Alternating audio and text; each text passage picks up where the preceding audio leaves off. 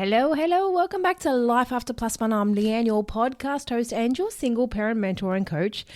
And today I want to talk about communicating with your ex, because it's quite challenging to have to communicate with someone who you have zero interest in communicating with. Now, yes, some people do break up amicably and there may be fine co-parenting, but there are a large portion of people out there that are hurt, that are upset, that are angry, and they just don't want to co-parent with this person. They don't want to have to communicate with this person. They don't want to have anything to do with this person. So how do you communicate with your ex without it constantly exploding into World War III?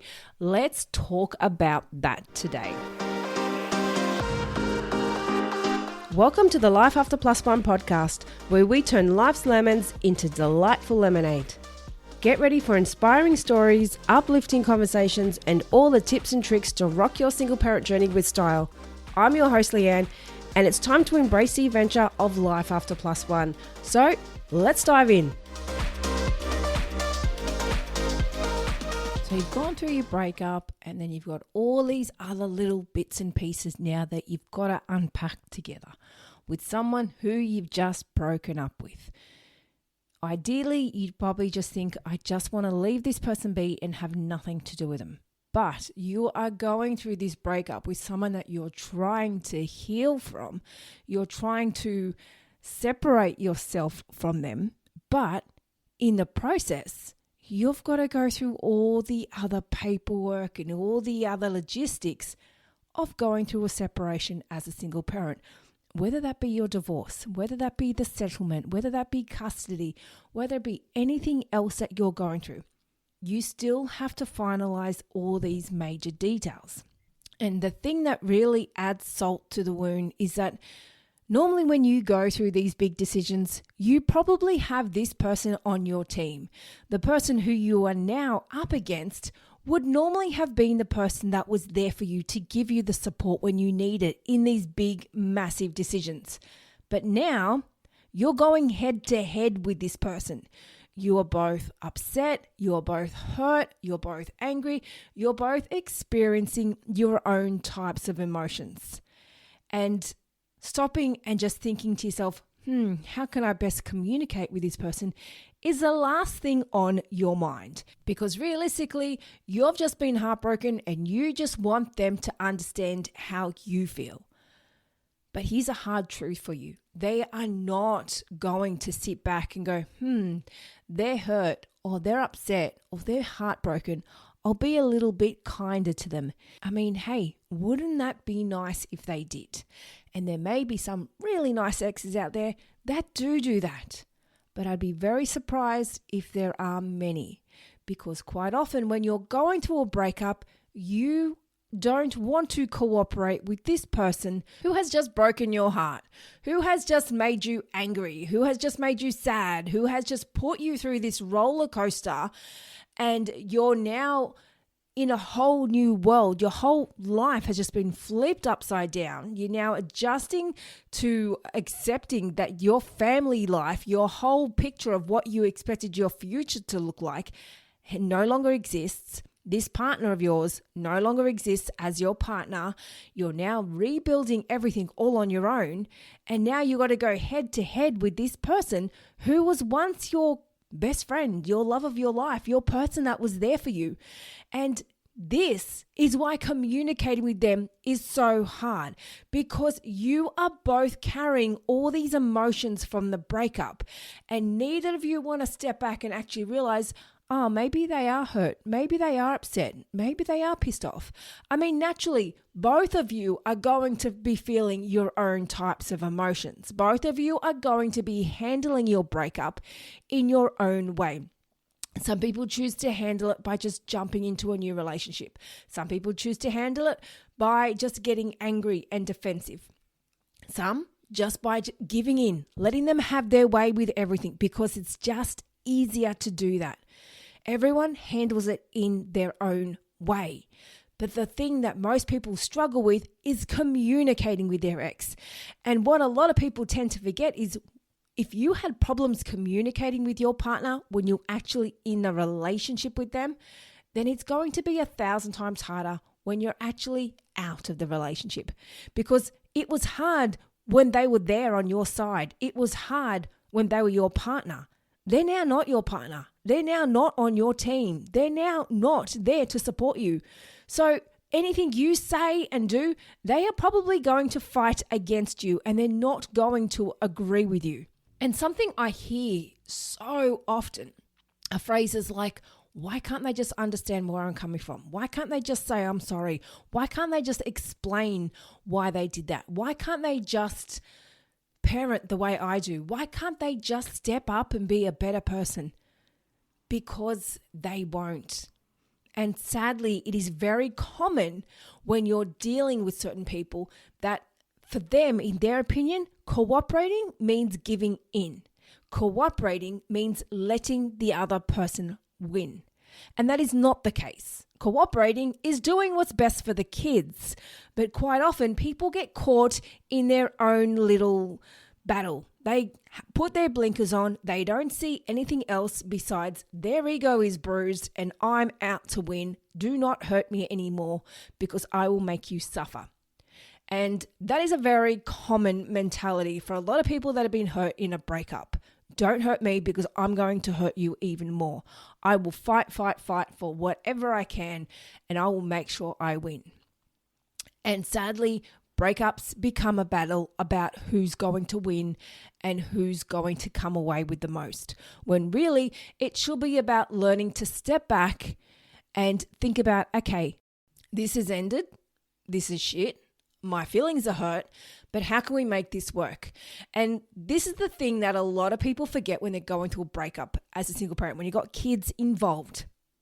And this is a topic that I see spoken about so much lately, because I don't know why it is, but I'm just seeing this topic pop up everywhere, which is the fact that people believe divorce has a negative impact on your kids. Now, let me tell you now, it does not have a negative impact on the kids. What does have a negative impact on the kids is the way the parents communicate.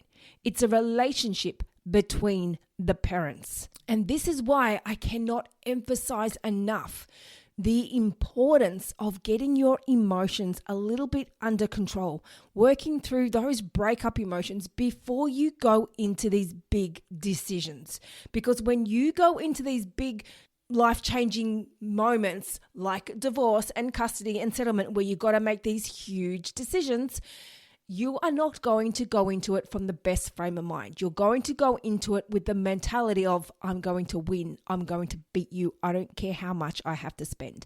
And it really makes me cringe when I see those comments of, I don't care how much I have to spend. I'm going to take you for everything that I can. That, I'm sorry, I'm going to say it, that's fucked. That is such a bullshit mentality when it comes to divorce and when it comes to breaking up. Because your divorce and your breakup is your breakup, is your relationship.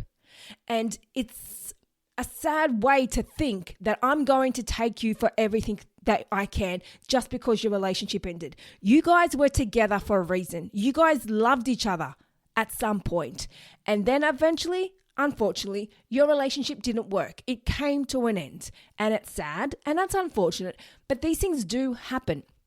But dragging your partner through the mud, or your ex-partner, dragging the whole divorce process and everything out as long as you possibly can is not beneficial for anyone. And when you go into it with this mentality, this is why it is impossible to communicate, because you're making your breakup all about your feelings. And yes, your feelings are valid. You have every right to express how you feel. But when you're going through this and you need to figure out custody and how often the kids are going to go back and forth between the other parent, it's not about, I'm going to go for 100% or I'm going to go for this because I don't think they deserve to get any parental rights because they hurt me. And quite often when they say that comment, and when that comment is said, it's just because they've been heartbroken. And I shouldn't undermine the word being heartbroken, because it is a big deal. But what is more important in this moment is your role as a parent. And it's very easy to forget what comes first in this process, because everyone always says divorce affects the kids, divorce affects the kids. But when they're actually going through it, it always seems to be the last thing people think of. The kids, what's best for them. And I shouldn't say everyone, but there is a large portion of people that are in it to win, in it to beat the ex, in it to prove the other person wrong. When you're going through this, it is important to really make this child-centered. What is best for them? Because when you're going back to this whole theory of divorce is bad for the kids, and you're going in it with this mentality, yes, that is what's bad for the kids, and that is proving that shitty statement correct. Because it is not a divorce. It is the relationship between the parents. Now, you could be in a home with two parents and it could be quite toxic. It could be very passive aggressive, a lot of snarky comments, belittling, mocking, terrible communication. That is what the kids are seeing. That is not beneficial for the kids. And what I'm getting at here with this whole episode of being able to communicate is that when you break up, you've got all these emotions going. You've got everything happening. You've got all these big decisions you need to make. And on top of that, you're doing it all on your own. So yes, it is very hard to communicate with someone when you're going through this, because you don't often step back and think, how can I respond to this without them getting angry at me, without it turning into a fight? Now, quite often people do that. When you're a bit further into the breakup and you've had some time to process everything and understand it, quite often people do. They'll stop back and go, how can I respond where they don't get angry? Because I've done that myself. I had to really sit back and think about things to say where I wasn't going to get abused or attacked over something so minor, because they're not reading it in the way that you're actually trying or intending it for it to come across. That was a bit of a tongue twister. And that's the thing. When you're communicating with your ex, they're looking at you like you're the bad person. They're looking at you like everything you say and do is an attack on them, even though it may not be. They're getting very personal. They're getting very precious. And everything that you say, they're getting on the defense because they just don't want to cooperate. And this is why communicating with your ex is so hard. And I'm not saying that these types of behaviors are okay or they're justified to go out and badmouth the other parent or to talk badly of them or to villainize them and to do all these things to make the other parent look bad so they look better and they feel better in themselves, because that happens a lot. But I cannot emphasize how important it is when you're going through a breakup to drop your emotions. And it's very hard to do. It's not an easy thing, especially when they're coming at you with these accusations, especially when they might be mocking things about you. Maybe they're judging you the way you wear. Maybe they found out you're back on the dating scene and they're making a comment about the person that you're dating. Maybe they're commenting on what you're doing with your money.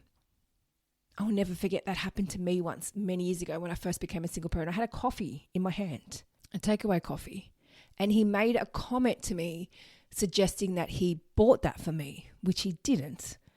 But where he was coming from, he later reworded it differently, and he was saying because he paid child support, or because he was paying child support, he made out like anything that I was buying was with his money, like he was giving me an income. And of course, that comment is going to piss anyone off, because the fact that they're implying that you should not have anything or do anything, mind you, like what, a $4 coffee, which is a lot more expensive now, but back then it was probably only $4.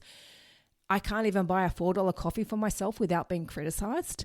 And this is the thing. This is how the communication spiral, it just escalates and gets out of hand, because they can make a snarky comment like that and then you get on the defense and start defending yourself, and then it just keeps going and it keeps going and it doesn't end, because you both want to prove each other wrong. And this whole communication breakdown is going to keep going until someone realizes, I can't keep going in this way. And I understand that what makes it even harder is that when you first break up and your emotions are running higher than what they've ever been. You are just on edge. And that's totally understandable. It is, because we have all been there. We all know what it's like. When you first break up, that is the hardest part of it all. And it takes a while to get out of that little spiral, but you do eventually. But when you're in that moment, it is hard to see through to the other side. And it is hard to realize that there is an easier way to communicate with them. But when you're constantly put in a position where you have to keep proving a point to them, when you're constantly in a position where you feel like you need to get their approval, or you feel like you need to get their an apology, or you feel like you need to understand why they're behaving certain ways, or understand why they're just not present, why are they not stepping up, why are they not involved like they should be. And when you're in that headspace, this is when you quite often communicate with your ex in a way that just ends up being confrontational. Now, I totally understand that when many people are wanting these answers, they're wanting that apology, they're wanting that explanation, they're wanting to understand why they're doing this or why they're doing that. And when you're putting these things in messages to your ex or talking to them or trying to understand, all you're doing is putting your ex on the defense. They're not just going to turn around and say, oh, okay, let's sit down and have a chat and I'll go over this with you. I mean, maybe later down the track when things have settled down, it might happen that way. But when you've just gone through your breakup, even maybe years later down the track, when it's still quite toxic and there's still a lot of fighting and back and forth, they will not just sit down and go, okay, let's talk about this. Let's unpack this, shall we? It doesn't happen that way. So they're just going to get on the defense and come back at you.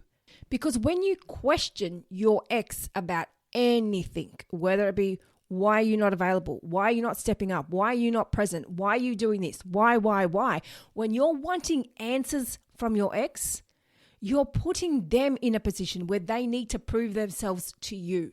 You're putting them in a position where they need to prove themselves as a parent to you. And they don't like that.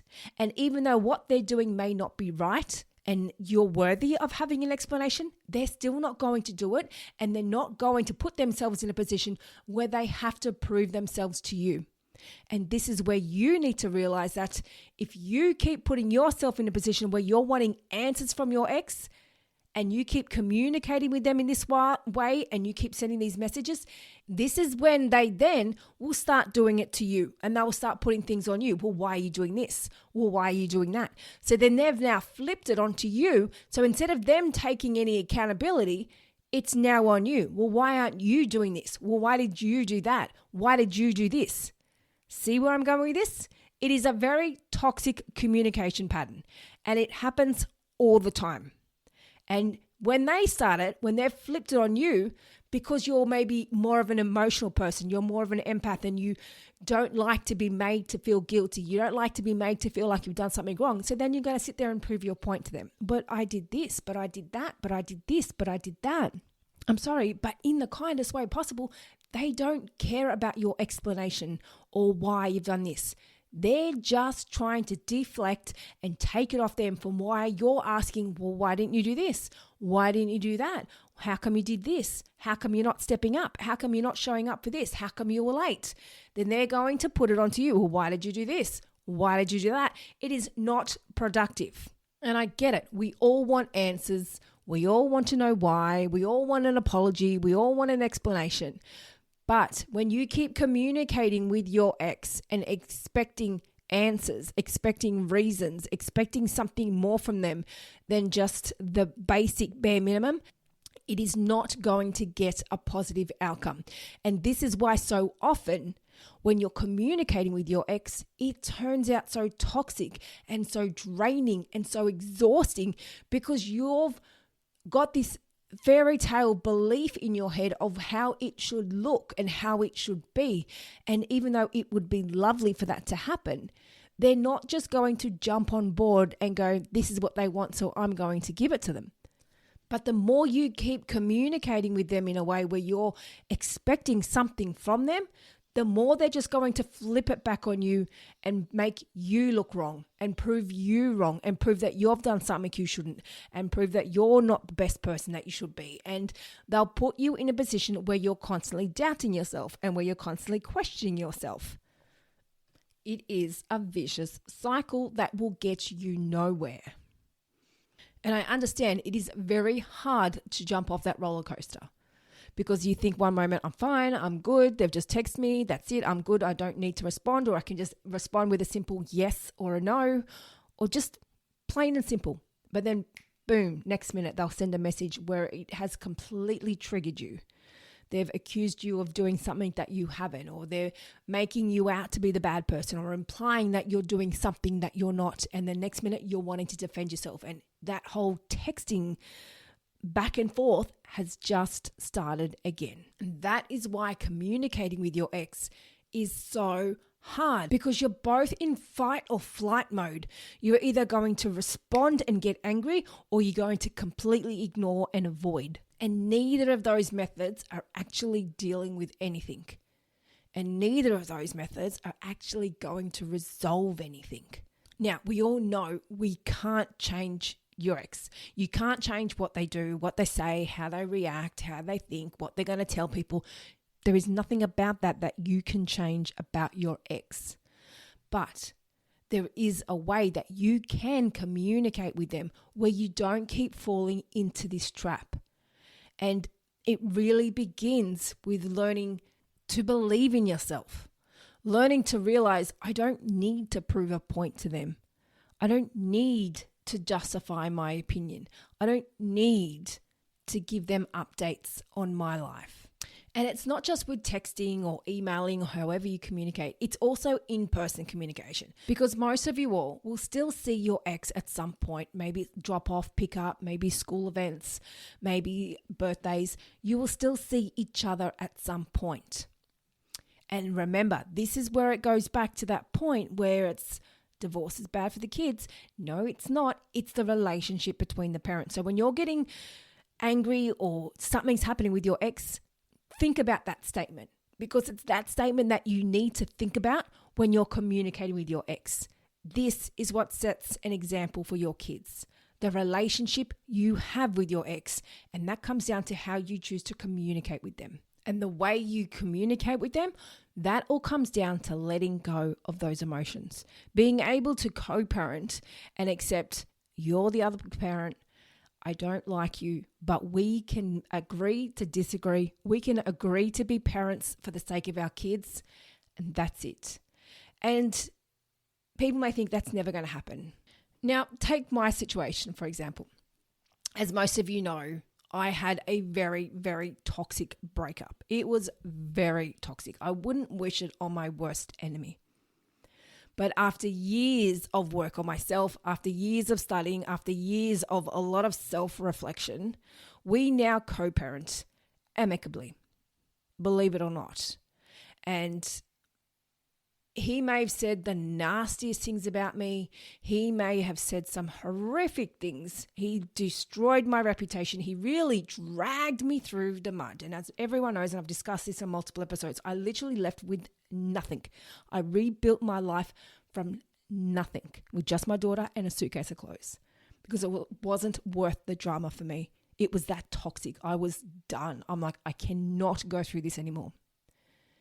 My happiness was more important than fighting for money. And 12 years later, we now get along. My daughter went there last night as I'm recording this episode. She went to his house for dinner. He dropped her off and he came to the door and we had a chat, which we didn't used to always do. I think now all of a sudden he thinks we're best friends and he wants to have a little chit chat, which for my daughter's sake, it's good, because when he was talking to me last night, when he dropped my daughter off, she was there smiling and having a laugh. So this makes her happy, seeing that we can get along. And that's what you want to do.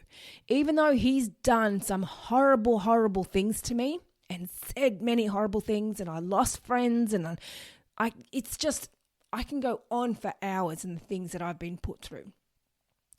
But at the end of the day, you got to really weigh up what's more important to you.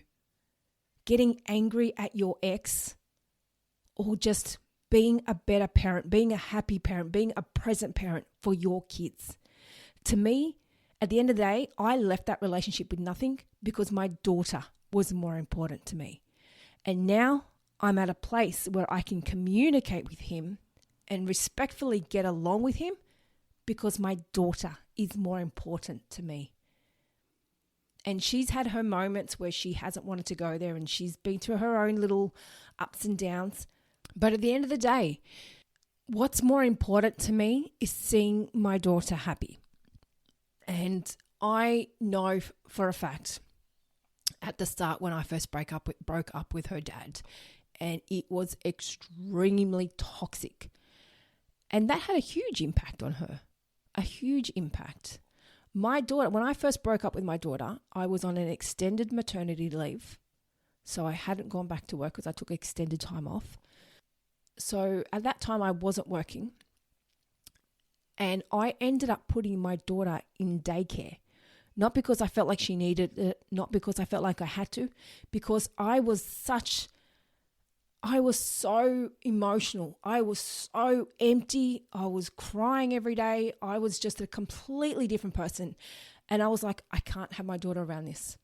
This is not healthy for my daughter. So I put her in daycare just so she could have a break from me because I wasn't in a good headspace. So it's hard to get to that place where you're like, I just need to cut off and I need to realize, don't like them, I don't agree with them, but we have to co-parent. And when you learn to let go of some of those emotions, you let go of what you think about them and realize they're just another person.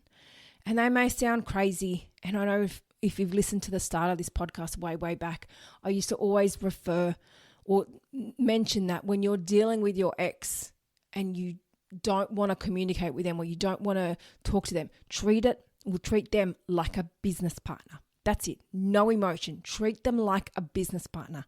And that's what you need to do until you learn to emotionally detach yourself and let go of the hold of needing answers. Let go of needing any explanations or an apology or anything else. When you're still holding on to that and you're still wanting answers from them, you need to treat it like a business partner. Treat them, I should say, like a business partner.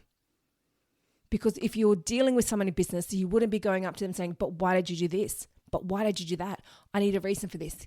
Where's my apology? I need an apology. Maybe you would, but you wouldn't talk to them the same way you would that someone's just pissed you off, like your biggest enemy, which is your ex. And even though you want to do it, even though you want to get angry at them, even though you want to tell them how you feel and you want to keep messaging them so they know that you're pissed off. And I know that's a common trend, or that's, very normal for people to want their ex to know that you're still pissed off at them, so you'll make it clear in their messaging. You'll make it clear by not cooperating. You'll make it clear by being very short. You'll make it clear by being rude or maybe throwing out some swear words or maybe giving them some names here and there. And hey, they're probably doing the same thing to you. But realistically, nothing is going to change unless one of you learn to step back and change the way you communicate. And as much as you just think to yourself, I just want them to be a better parent. I just want them to understand what they've done. I just want them to start changing and do things better or do things differently. They're not. Maybe they will in their own time. But until then, you can step up and be the bigger person. And that is not about letting them win. That is for your own mental and emotional sanity. And I could still be sitting here very bitter and angry at my ex and not talking to him. And who knows, we may go through another rocky path again because it is very up and down all the time with him. And it is constantly walking on eggshells because I never know what I'm going to expect. If he's going to be happy, if he's going to be angry, I just never know what to expect. But when you communicate with them without having any emotion, without taking anything personally, without having any expectations from them, it is so much easier. And that's the biggest tip I can give you. Do not take what they say personally. Take it with a grain of salt because quite often they're doing it just to piss you off. And when you react, they've won. They've pissed you off. They've got what they wanted. And this is exactly why from this whole experience or this whole episode, from what I'm talking about, This is why I created that co-parenting playbook on how to text and how to communicate with your ex. Because this is exactly what I did, and it's exactly what worked for me. It's about communicating with them with zero emotion. It's about communicating with them and just being clear and to the point. And it's about communicating with them without having any expectations on anything more, any reasons, anything else. You're just communicating about what you need to. And whilst you're still sitting there thinking, but I want this, but they need to do this, but they need to do that, you're still emotionally invested. You're still caught up. You haven't let go. And that is okay because it doesn't happen overnight. But in all honesty, I cannot emphasize enough the importance of using the guidelines in that co-parenting playbook, which is honestly, it's the tools, everything you need to text your ex, how to do it, how to make it work without getting into the drama. It's how to make it work without getting emotionally invested, without taking things so personally. And this is what I did for years. When eventually you get to a point, it's like, I've had enough. I cannot do this anymore. And as I said, after years of working on myself, after years of doing everything else to get me to where I am today, this is what I've learned. This is what's worked for me. And this is why we are now at a place where we can communicate. And he can be an idiot and I can just go, you're an idiot. And that's it. There's no fighting anymore. There doesn't need to be. And I have no emotion. He can say comments to me and I'll be like, okay. So when wanting to know how to communicate with your ex, the best way to be able to have effective communication with them is to let go of the emotions. Let go of the expectations. Let go of taking things so personally. And it takes a lot of time. And the biggest thing I can say, and I see this a lot, and I don't like this comment, time heals all wounds. And, eventually you'll forget about everything. Forgetting about things is not fixing anything.